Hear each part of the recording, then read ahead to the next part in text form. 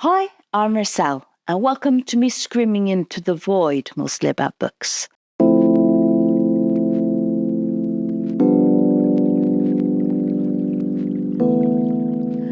last time you saw me, we were in August, my favorite month of the year because it's Women in Translation Month.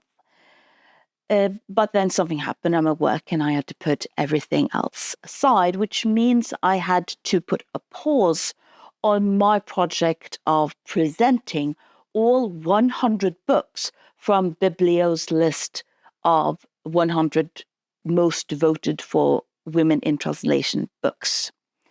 So, picking up where we left off, I'm now going to very shortly present all of the books left on that list, divided between 2 or 3 videos. I'm not really sure. There are a lot of books left, so it depends on how long I can talk for.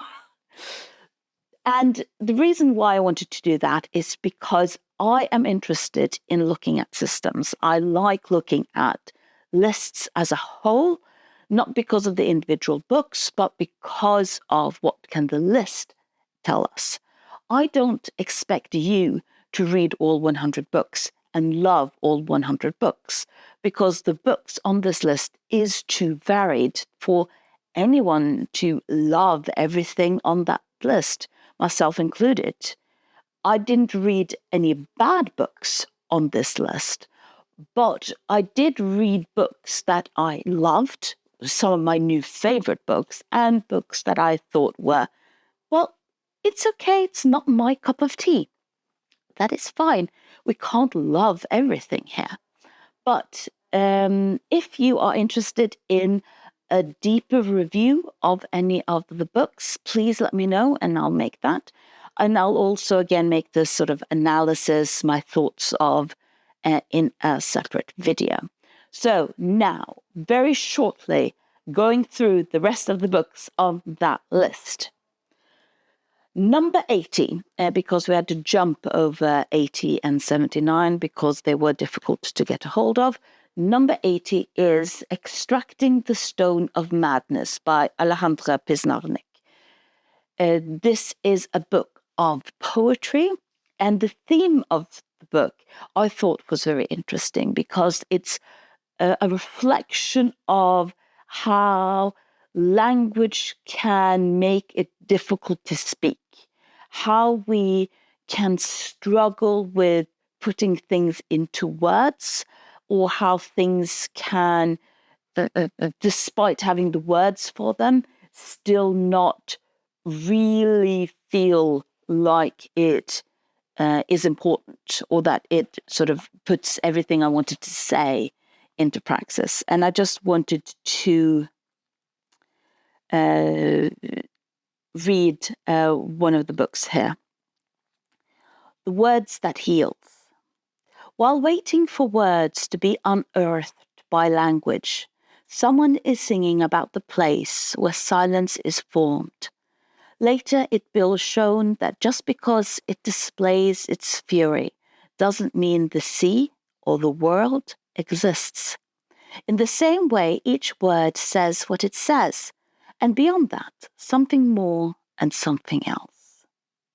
So there you get the idea of what I mean with what is language and what is words. And I really enjoy that as a theme for a poetry book. Book 78 on the list is The Little Girl on the Ice Floe by Adelaide Bon. This is a memoir by a French woman who was sexually assaulted as a child, and how that has impacted her from the time she was a child and was sexually assaulted up until the trial when this man was caught when she was an adult. So she talks about her childhood and her adolescence when she sort of got a partner, got married, gave birth, and the fact that she comes from quite a privileged background. And what I thought was interesting with this book specifically is that she was believed from day one. So everyone so she went to the police, she got to the doctors. Because her parents were quite wealthy, she got pretty much anything she needed to do the healing process. And there was so there was no one who denied her anything, in one sense. But what she didn't get was anyone willing to actually talk about it.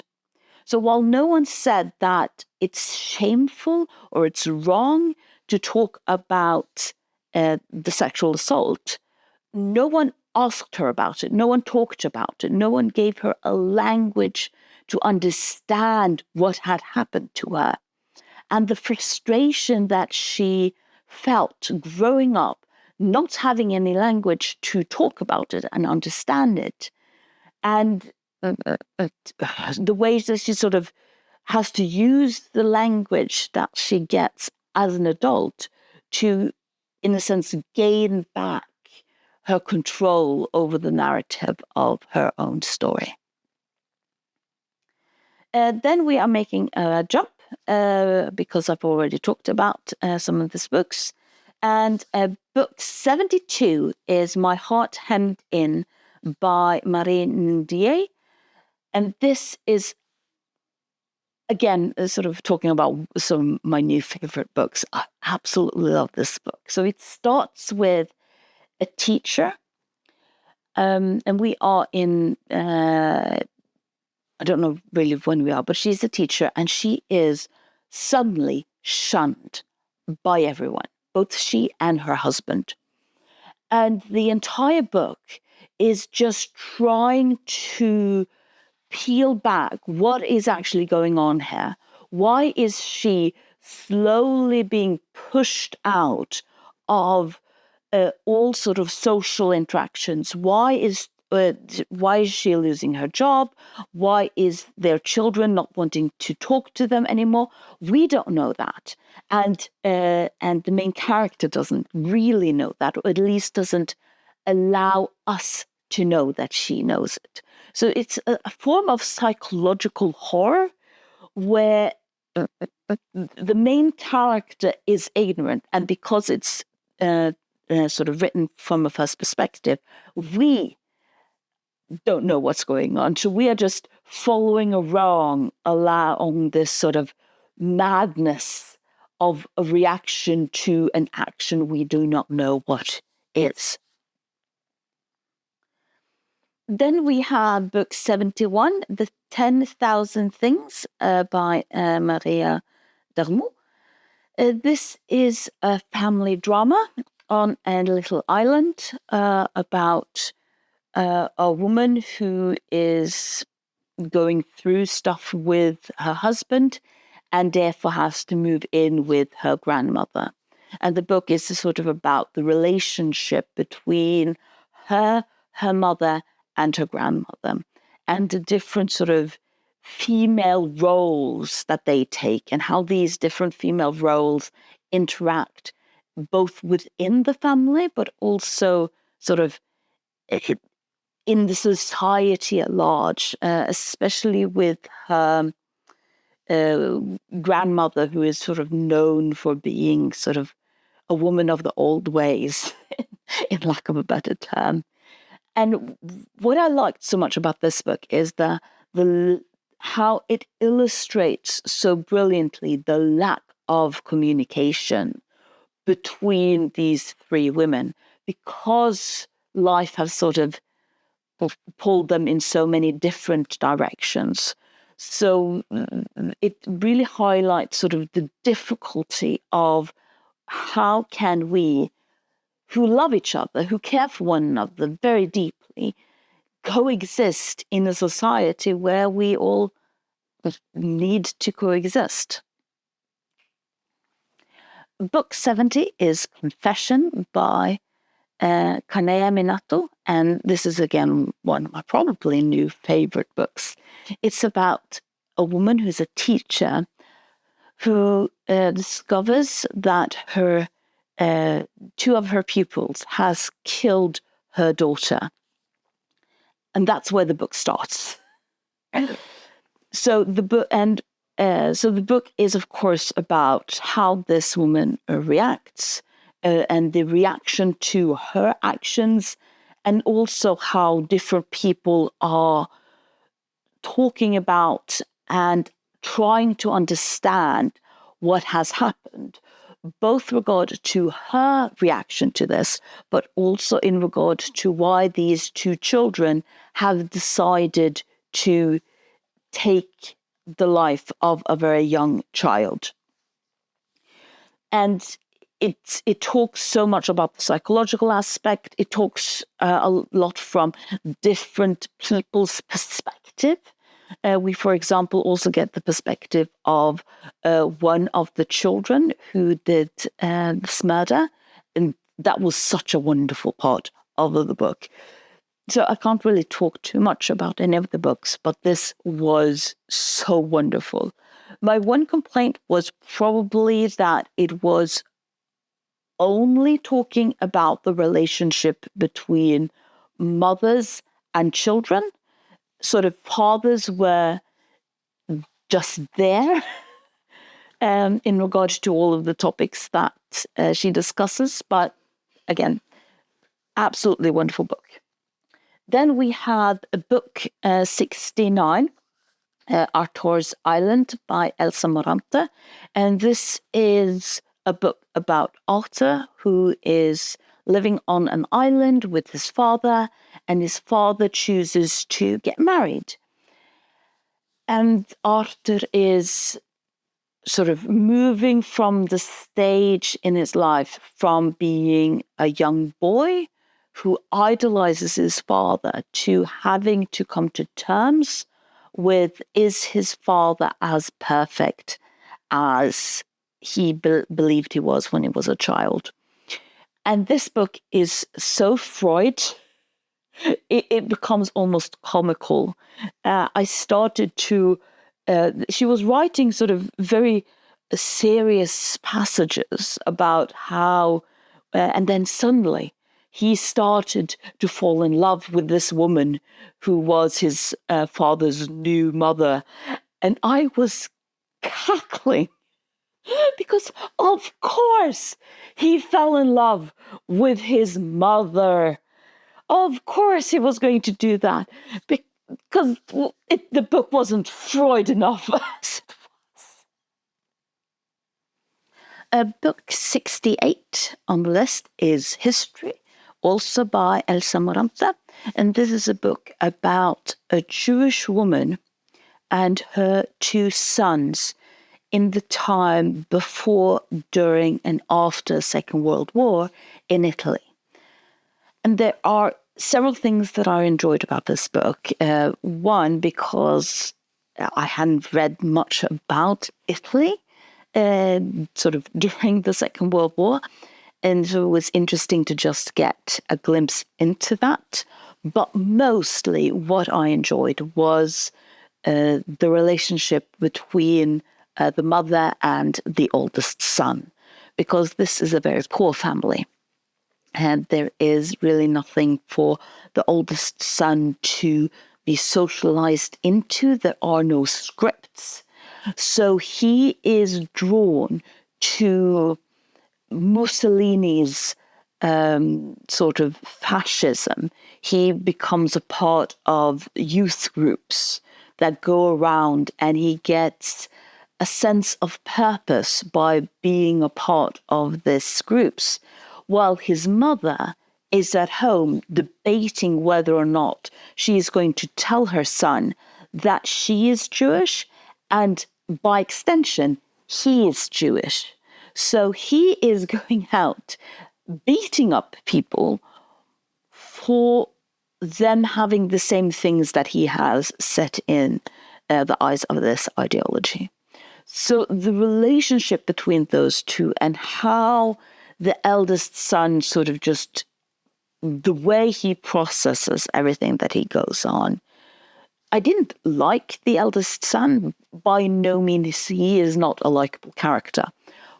But it is an interesting story to tell, and it's an interesting narrative to explore about, well, what if you are yourself Jewish, but still are drawn to a part of that because that's where you get your sense of purpose? Book 67, The Days of Abandonment by Elsa Ferrante. This is not part of her very famous sort of 4 books that started with My Brilliant Friend. This is an independent book, and it's about a woman who is, her husband leaves her for a much younger woman, and she is sort of left alone with her 2 children and all of the drama that ensues out of this action. And the book very, very clearly wants me to have empathy with this woman who is leaning out of windows and screaming to her husband that he is the dirt that she will walk on at some point, because what he does is so despicable, leaving his family and not least his 2 children, because it's such a difficult thing for her to process. Personally, I think I'm not that comfortable with that kind of displays of emotions. And I think Elsa Ferrante knows that. I think she sort of went in with this project to have empathy for this woman. And I don't know if I have empathy. I do have sympathy. I do have sympathy for what she's going through, for all of that emotions, in a way I didn't necessarily have sort of before I read the book. Not necessarily because I had contempt for them, but because I'm Norwegian, you're not supposed to have strong emotions, that you've lost control of yourself. Get it together, woman. So in that sense, I think one of her projects with the book in some way could have succeeded. Then we have Fox by Drubka Greshik. I apologize that I cannot remember how I pronounce any of these names. This is... It's something of a mixture of an essay collection and a short story collection. And it gets a lot muddled together, and I think that is on purpose, because what she is reflecting on and what she is sort of inviting you to reflect on is stories. How do we tell stories? How do we communicate ideas and symbols with one another? So the fact that you're struggling to figure out what is this, what are you doing, is just par for the course with a book like The Fox. Then we have The Queue by Bashma Abdel Aziz. Again, I think one of my new favorite books. I have to admit that I'm starting, as sort of the old fart that I am, to be drawn much more towards surrealism. And this is Kafkaesque surrealism at its greatest. So we are in an Arab country. I want to say Egypt, but I'm not 100% sure. But we're not sort of in Egypt. We are in a parallel universe where the government has created an authoritarian system. And if you want your case heard, you have to queue in front of these huge gates. And when these gates open, someone will come out and they will hear your case, and then it will be solved. But the gate doesn't open. And so the people who are waiting in this queue, and that is everything from doctors and nurses who needs permission to operate on certain people, to a teacher who has been accused of being sort of undemocratic and not loyal to the country, and therefore has to wait in the queue for to get her papers that she is a true citizen. I love it. I absolutely love it. So you have all of these people and all these stories that are standing there and waiting, and entire societies are growing out of these queues because people need to eat, people need to make money to buy drinks. So someone is setting up a tea stand. So she buys like something to cook her tea on, and she has this little chair as a sort of in the queue, and people come to her and they gossip and they drink tea, and then they go back to their spot in the queue, and then someone else comes, and it's such wonderful absurdist, but of course scary. Of course it's scary. I think that's partly the point, because is this really what we want, in a sense? But I think that's also what surrealism does so brilliantly. It's not just about things being weird for the sake of being weird. That's just bad writing. But true surrealist literature is a way of trying to give you something weird, but in a way that makes you think, oh. Book 64 is A View with a Grain of Sand by Wisława Szymborska. This is again a book of poetry, vignettes, again, stories, essays. It's not always easy to sort of put it into this is this genre. But I think also that's the point. I mean, you're trying to experiment. You're trying to figure out, well, what is this aspect? And she does, in her sort of book collection of texts, in lack of better words, focus a lot on the human absurd actions. And I don't mean absurd in the sense that, for example, the queue is absurdist, but more by highlighting one thing shines a light on something else.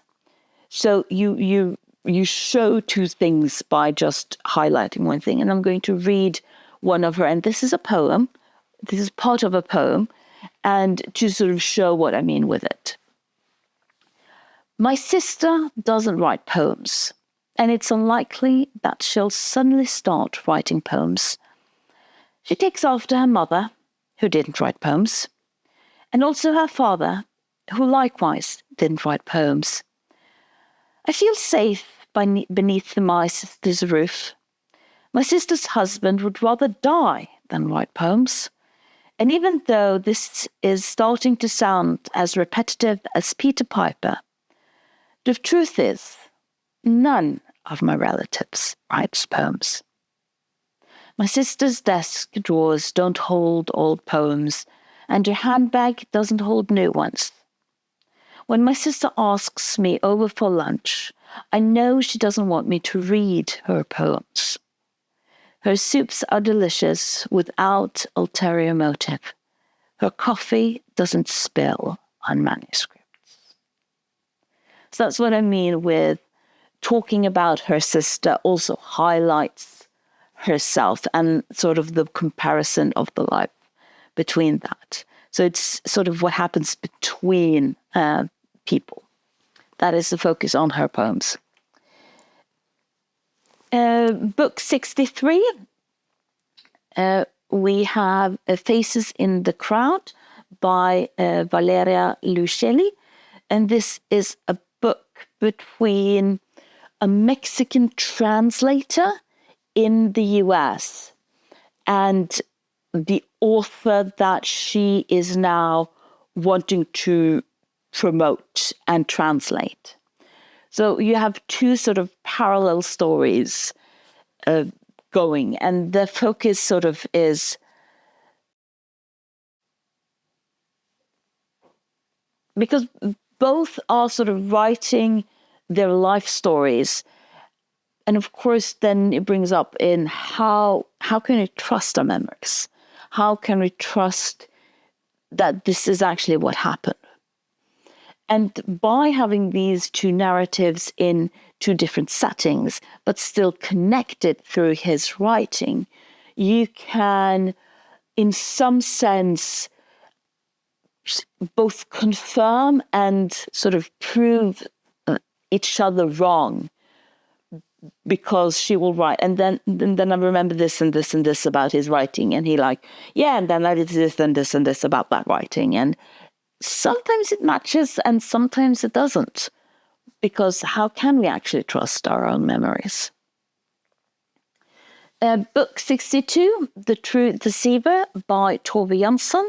This is the story of two elderly women who are living in a small village, and one of them is known for being quite aggressive and outgoing and blah, blah, blah. And the other one is not like that, and hiding herself and being very careful, at the same time being drawn to this blah, blah, blah character. And there are so many layers. And I love that in sort of when you're writing books that are more symbolic than anything else, because then you can really much put in, or you can at least sort of reflect on, well, what does this actually mean? What can I sort of put into this? Because the sort of more soft-spoken character has a lot of things inside, but she doesn't really talk about them because she is very afraid of the reactions around them. And this can, of course, be a comment on the village culture, that sort of when everyone knows everyone, it's difficult to stand out, or sort of the other sort of things that we carry with us. Or it could actually also be a comment on Tove Jansson's own queer identity that she might have sort of felt was difficult to share in a small town because there would be reactions to it. So we don't know if she specifically means her queer identity, but again, because it's all about secrets, you can put different things in it. You can read it as a critique of the Nordic culture where everyone, where you shouldn't really try to stand out, or you can read it as a form of queer sort of struggle with your own identity. There are a lot of ways of reading a book like this.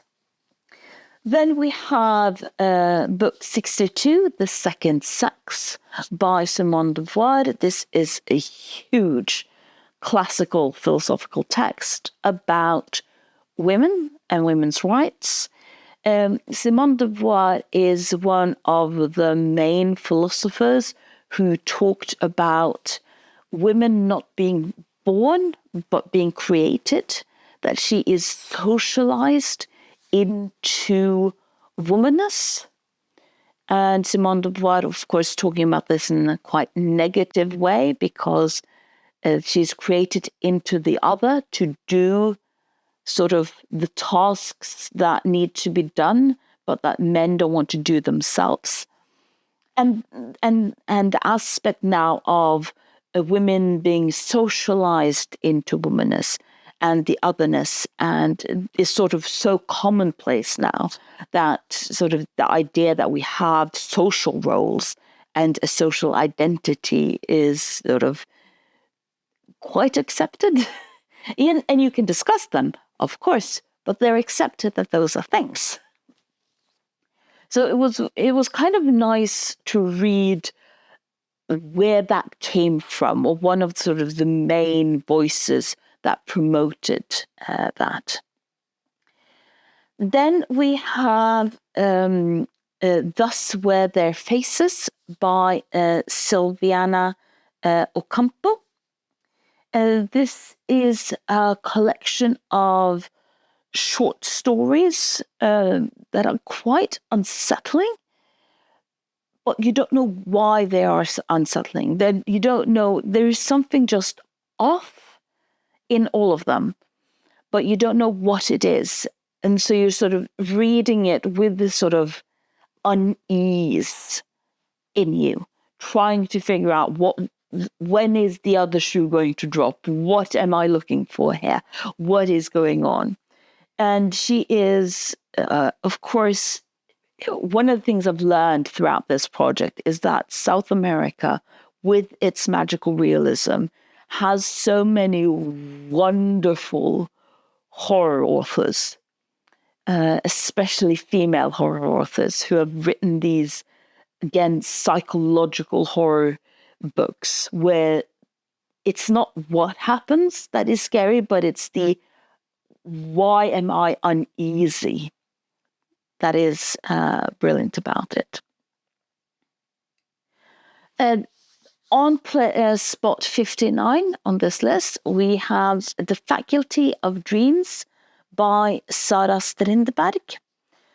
And this is a fictional telling of the real person, Valerie Solanas, who is most known for having shot Andy Warhol.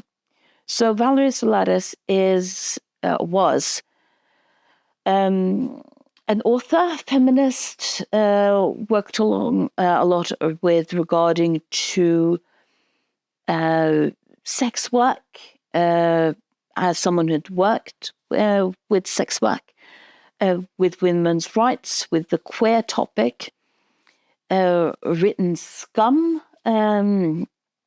where she talks quite negatively about men. Do we need men? She asks herself. But Valerie Solanas, I'm talking about the real Valerie Solanas here, is also someone who was diagnosed with paranoid schizophrenia. And that was very clearly a diagnosis she had struggled with throughout her entire life, even if she was only diagnosed after having shot Andy Warhol.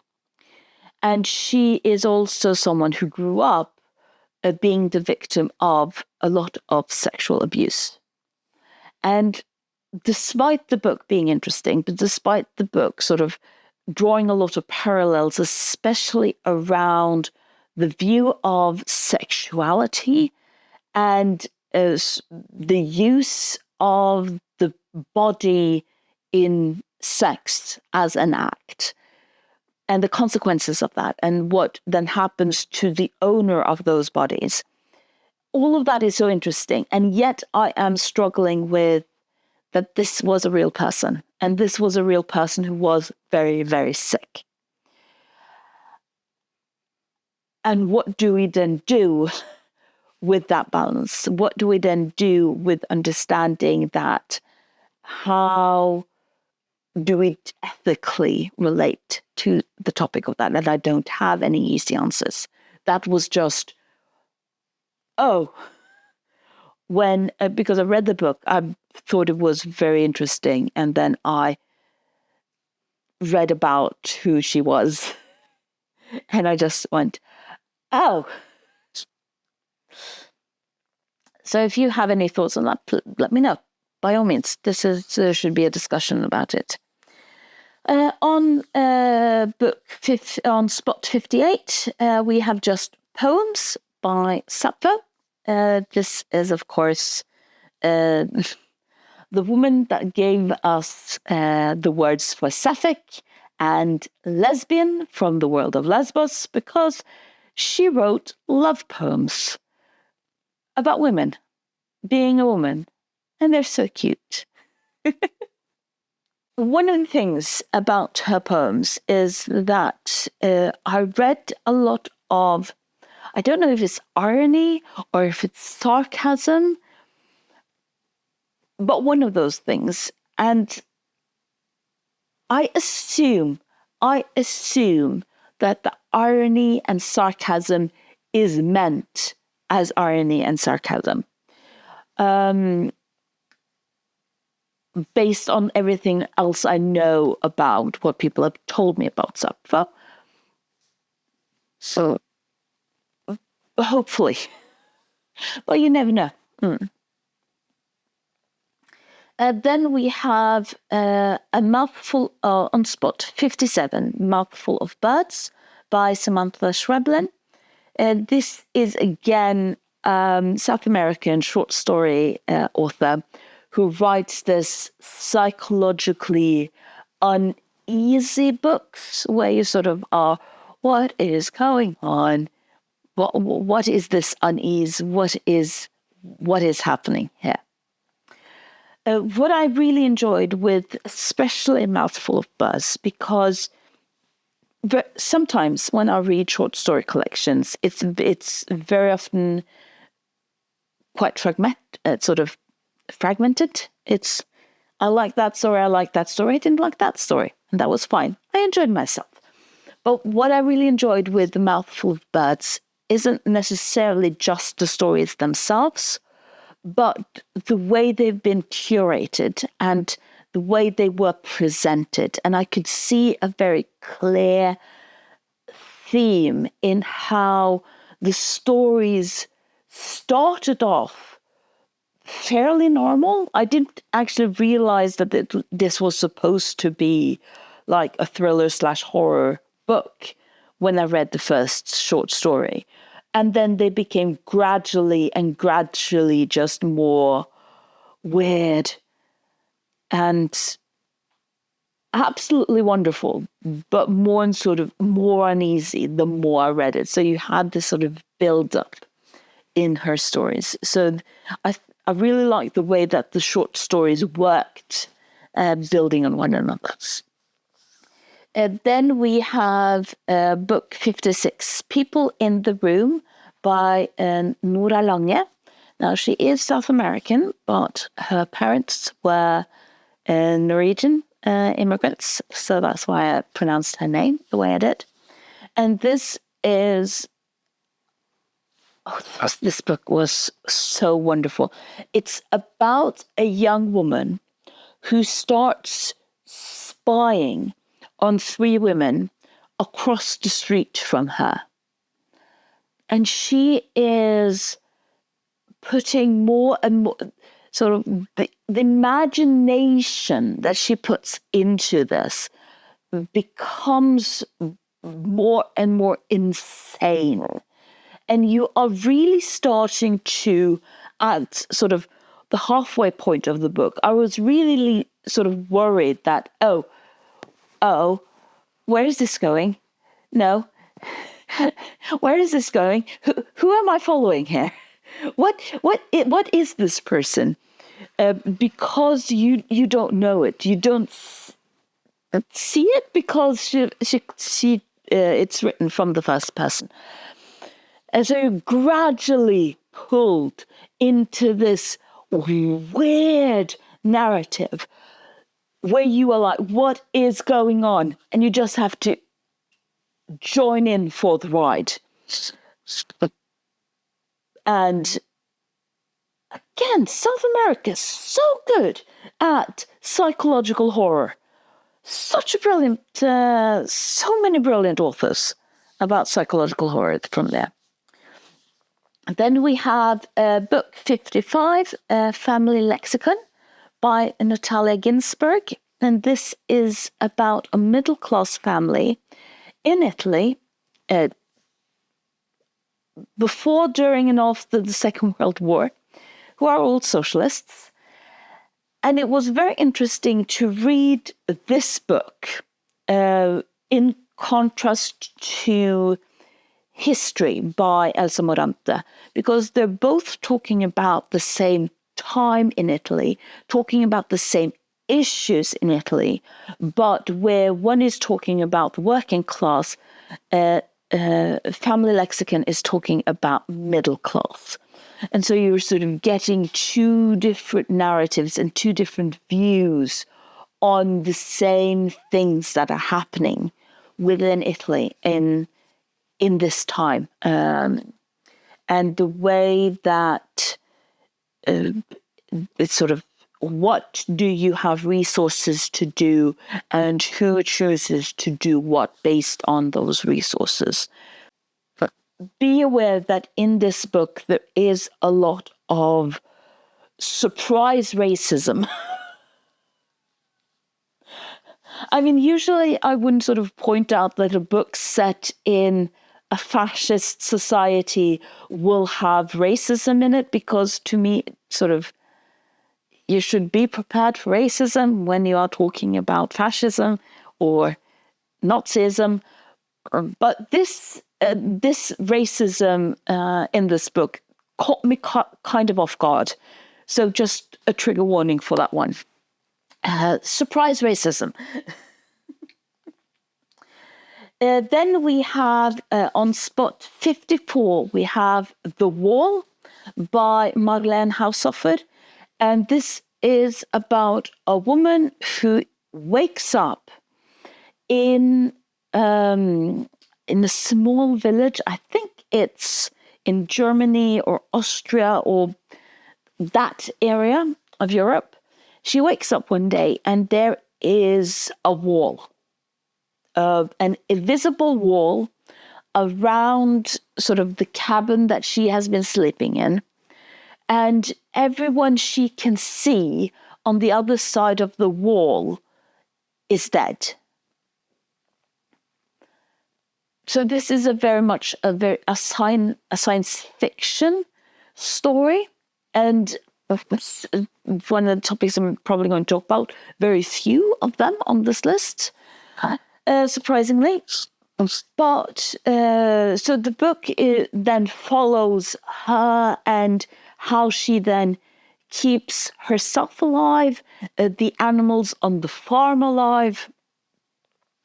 And it's, in one sense, a very feminine book, in the sense that the focus is about life. The focus is about, how do I keep my body alive? How does my body react to things? How do I keep everyone else around me alive? And there are certain things where I was like, aren't you worried about X? But that the book isn't interested in, because it's more focused on this sort of theme of life and theme of survival, not just for the main character, but for sort of this society that she creates with herself and all of the animals. On spot 53, we have Memoirs of Hadrian by Marguerite Yourcenar. And this is a deep and dense retelling of the life and loves of Emperor Hadrian. And deep and dense indeed. What I enjoyed about this book in regard to that is, again, this is a very sort of feminine take on storytelling, where the focus is a lot on Emperor Hadrian's emotions. What did he think? What did he feel? What relationships did he have? It does have sort of these are the facts of things that happen in his life. They're absolutely present. But the story is more focused on the interpersonal relationships and how those things influenced what Emperor Hadrian ended up doing. Then we have the book on spot 52, which is The Lovers by Marguerite Duras. And this is about the relationship between a young French woman and an elderly Chinese Vietnamese man, both living in Vietnam at the moment. during, or I didn't quite get a grip if they were during the time when Vietnam was a part of France, or if it was straight after French had sort of moved out of Vietnam. Set in Saigon, and can I say it's very typical Margarita book? That might be very weird if people haven't read a lot of Margarita. I've read, for some reason, I've read a lot Margarita, and she talks a lot about the pain and drama of young women falling in love with men they shouldn't fall in love with. Yeah. And it's the high drama. It's soap drama dressed in high quality literature, and they're very short, very, very short. Drink some wine and read some Dura. On spot 51, we have Fish Soup by Margarita Garcia Raboya.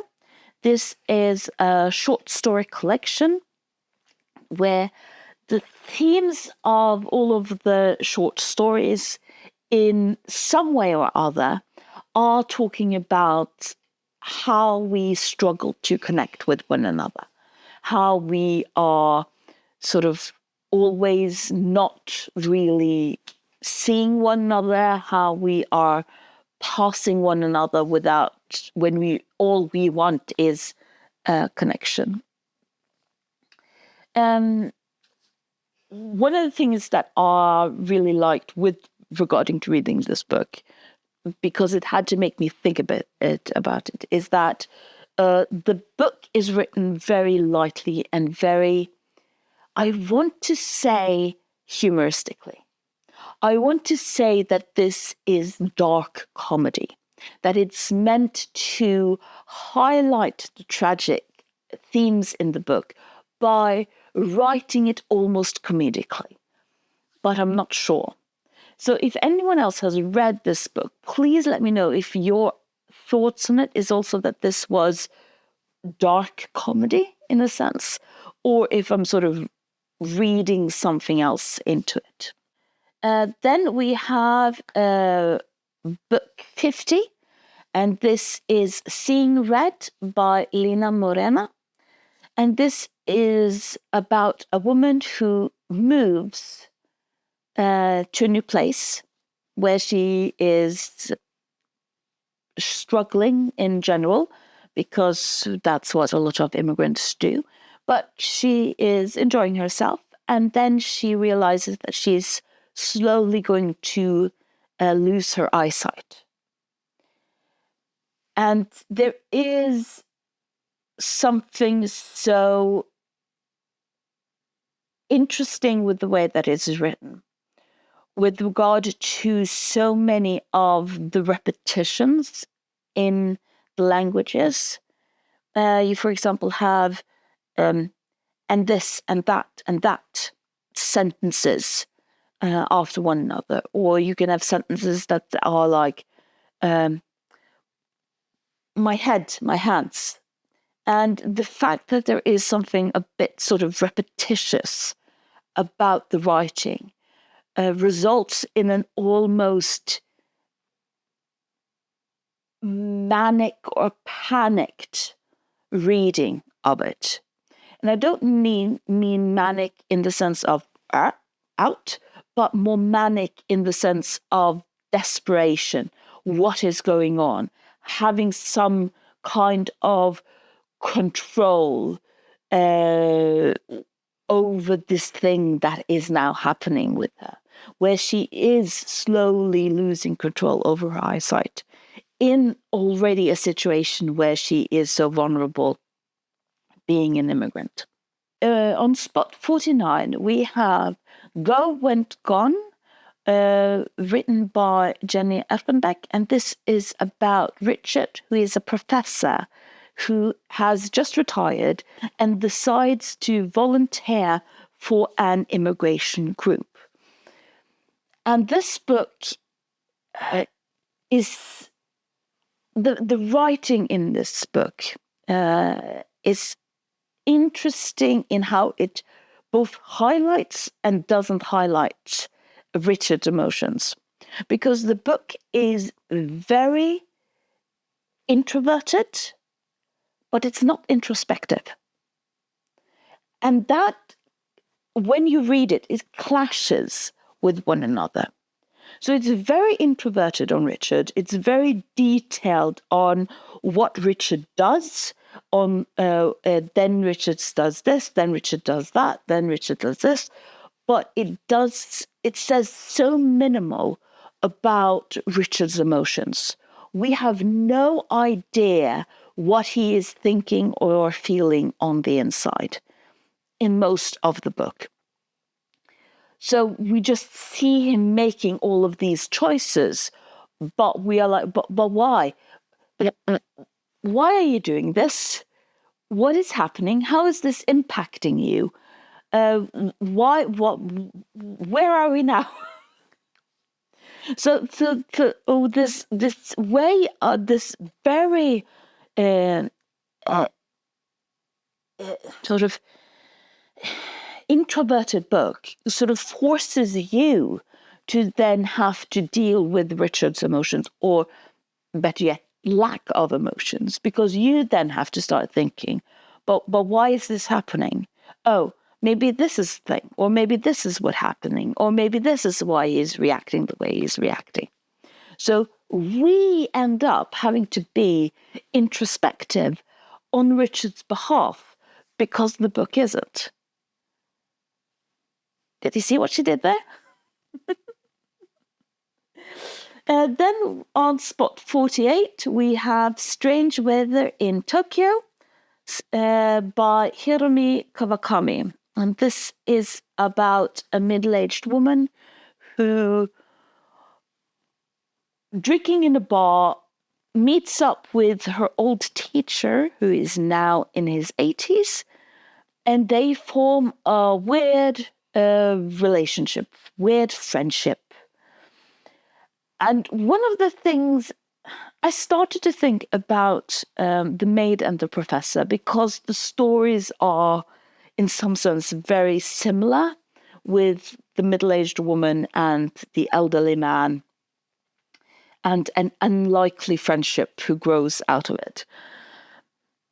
But what I struggled with in regard to this book, how much I unliked it, is I didn't really understand why this middle-aged woman, who was so negatively in how she was talking about her former teacher, why did she keep going out with him? What was going on? And the problem is, I liked the book. I really liked the book, but I was so confused by just this one point. So if anyone else has read this book, please explain, or read the book and just explain it to me. Because it's so cute. The book is so cute in how it highlights the importance of friendship and how easy it is in a society that is focused on the individual to end up being some kind of marginalized. So he is elderly. She has never married, doesn't have children. So the Japanese society doesn't really have any way of ensuring that they are a part of society. And that is important things to talk about. But why? Yeah. Moving on. Don't be alarmed of this weird clothing shift. It turns out I mixed up my Clarice Lispectors. So, on spot 47, we have the book Near to the Wild Heart, which is her debut book. This book follows Joanna, and it goes sort of back and forth throughout her life. And Joanna is described as a very free spirit. And this is, of course, something that both people are drawn to, but also people are pushed away. And the entire book, and especially the ending, therefore ends up being this discussion about what is best. Is it best to be free? Or is it best to have connections? Or can you actually have both? Despite everything telling us you can't.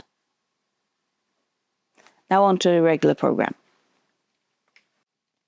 And then we have Nada, or Nothing, by Carmen Laforet. We are now in Spain, right after the Spanish Civil War, which happened right before World War II. And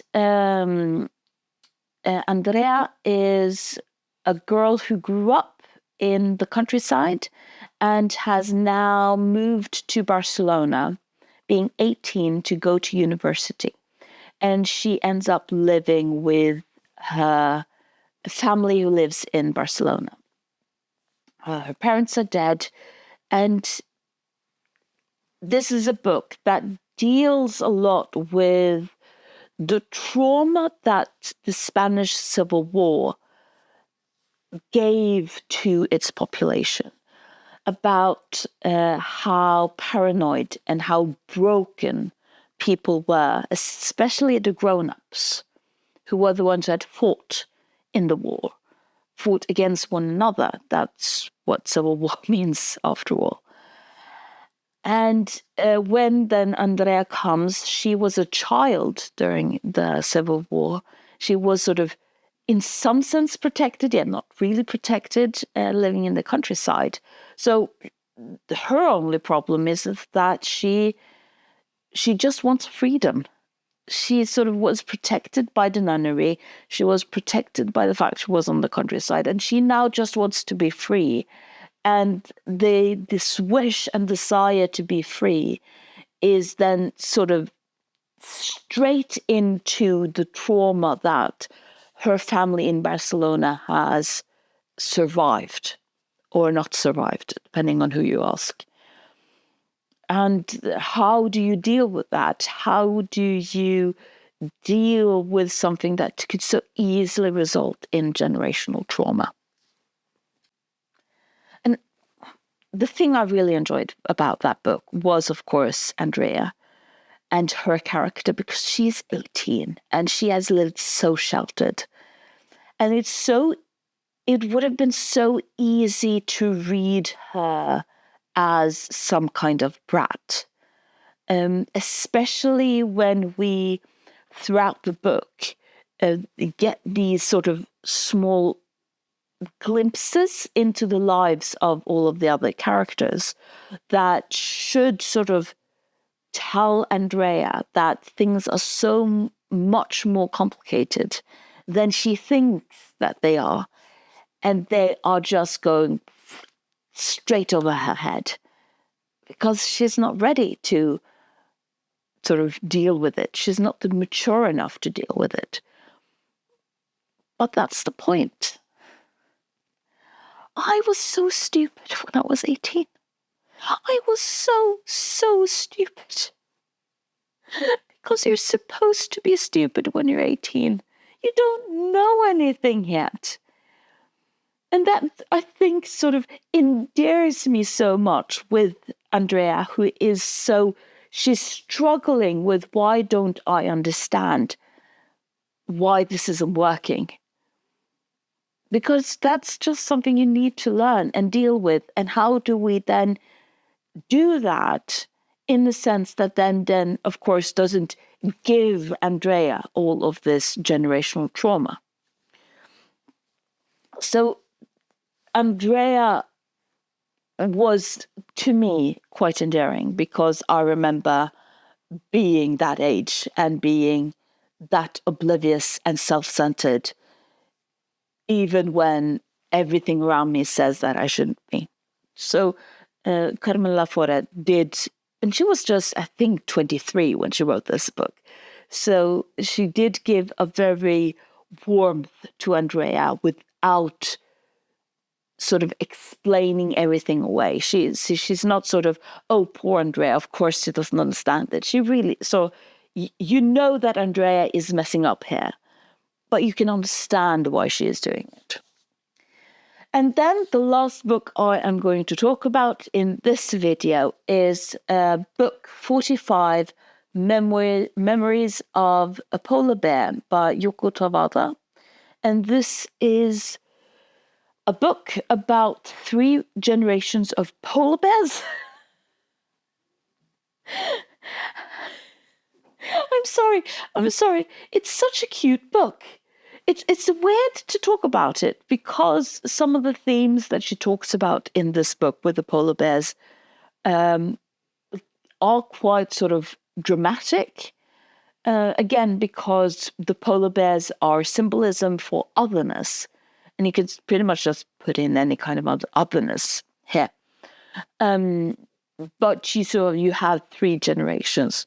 But the way that she was writing, the way that she was presenting, and the voices meant that I just smiled throughout this book.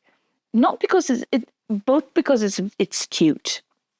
It is cute, but also because it's endearing. Endearing was the word I was looking for. It's an endearing book. It's a book where there are 3 generations of polar bears. One who is an author, one who is working in a circus, and one who is working in a zoo. And the way they are sort of presenting how they are going throughout their lives, dealing with the otherness of being a polar bear.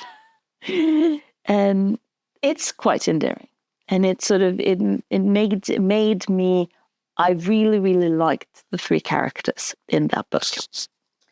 So that was a bunch of books. We're going to end this video now. I'm going to make, again, either 2 or 1 or 2 other videos. So we'll just go through all of them, in addition to a video where I talk a bit about the list as a whole.